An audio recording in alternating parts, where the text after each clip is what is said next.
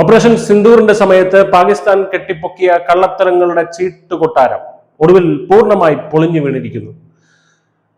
Operation സിന്ദൂറിനിടെ ഇന്ത്യയുടെ സൈനിക നടപടി പാക് F-16 വിമാനങ്ങൾക്കും താവളങ്ങൾക്കും വരുത്തിയ നാശനഷ്ടം ഇപ്പോൾ അമേരിക്ക തന്നെ പുറത്തുവിട്ടിരിക്കുകയാണ്.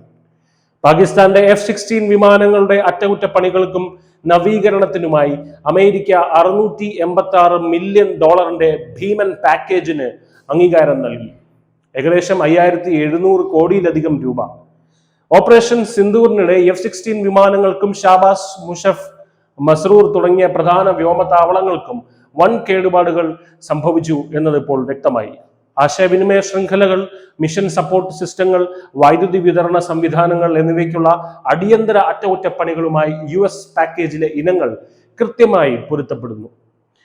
ഇന്ത്യൻ സൈനിക നടപടിക്ക് ശേഷം F-16 വിമാനങ്ങൾക്ക് നാശനഷ്ടമുണ്ടായതായി പാകിസ്ഥാന്റെ ആഭ്യന്തര രേഖകൾ നേരത്തെ റിപ്പോർട്ട് ചെയ്തിരുന്നു. അതിപ്പോൾ സത്യമാണെന്ന് തെളിഞ്ഞിരിക്കുകയാണ്.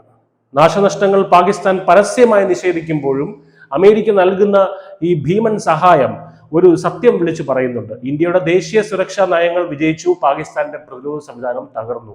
ഇപ്പോൾ ഇന്ത്യയുടെ വിജയം ലോകത്തിന് മുന്നിൽ സ്ഥിരീകരിക്കപ്പെട്ടിരിക്കുകയാണ്. അങ്ങനെ നരേറ്റീവുകളുടെ ഡിജിറ്റൽ വാർഫെയറിലും ഇന്ത്യയോട് പാകിസ്ഥാൻ പരാജയപ്പെട്ടിരിക്കുന്നു.